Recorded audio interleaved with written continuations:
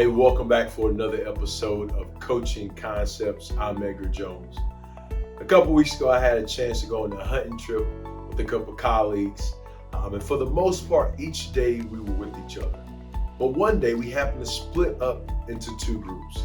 I happened to be with the group with one of the hunters who was very well familiar with the land and had a ton of experience. The other group didn't have that much experience and only hunted on their property once before. Well, a couple hours goes by, my buddy decides to pick up the phone and call the other group to see exactly where they were at. When he puts him on speaker, he calls and says, "Hey, where y'all at?" Well, they start to fumble around with their words and trying to explain to us about where they're at, but finally they just say, "Hey, we're lost." But one of the gentlemen drops a pen, sends the location over to us. My buddy sees the location and he says, "Oh, you guys are right here."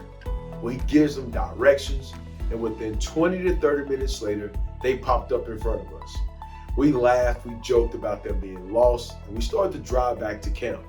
And as we're driving, I reflected and I thought that in order for them to get to us, they first had to identify exactly where they were at.